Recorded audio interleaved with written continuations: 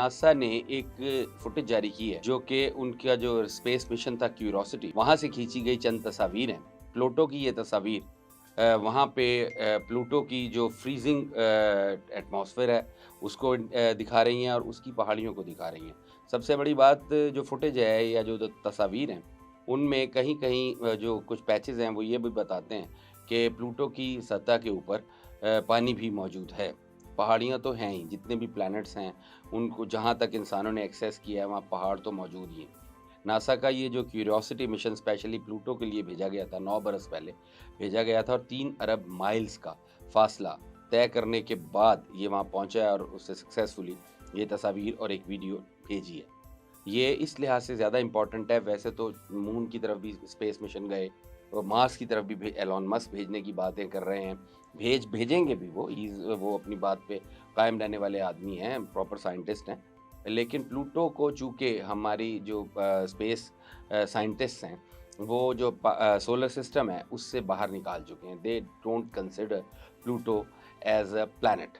اور اگر آپ اسے سولر سسٹم سے باہر نکالتے ہیں اس کا مطلب ہے اگر ہمارے سولر سسٹم کا وہ حصہ نہیں ہے یعنی پلانٹ نہیں ہے، اس کو وہ سیارہ نہیں مانتے، کوئی چھوٹا موٹا سیارچہ یا ایسی چیز مانتے ہیں۔ اس کے باوجود اپنے سولر سسٹم سے باہر اگر ہم کسی سیارے یا سیارچے تک اپنی ایکسیس کرنے میں کامیاب ہو گئے ہیں تو اس بات کا بھی امکان ہے کہ آج نہیں آنے والے دنوں میں 100 سال میں، 200 سال میں، 1000 سال میں انسان جو ہے وہ دوسری گیلیکسیز تک بھی ایکسیس کر سکے گا۔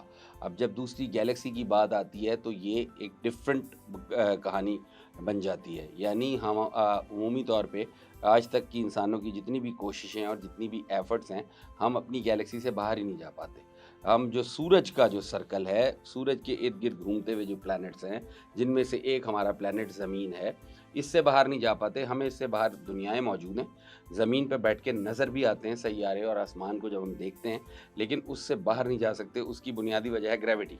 یہ جو ارتھ کی گریویٹیشنل فورس ہے یہ ہمیں کہیں جانے نہیں دیتی۔ اس کے بعد جب آپ اسپیس میں جاتے ہیں تو وہاں بھی یہ مسئلہ ہے، اگرچہ وہاں گریوٹی نہیں ہے لیکن ایک موومنٹ اتنی پیسی نہیں ہو پاتی۔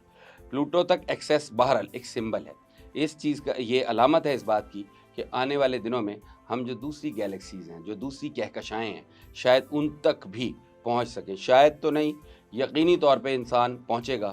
کب پہنچے گا وقت کا تعین ہونا باقی ہے۔ جتنی تیز سائنٹیفک ترقی ہم کر لیں گے، جتنا زیادہ اپنا دماغ استعمال کر لیں گے، موجودہ جو انسان ہے وہ اپنے دماغ کا 1.5 سے 2% بھی استعمال نہیں کر پاتا۔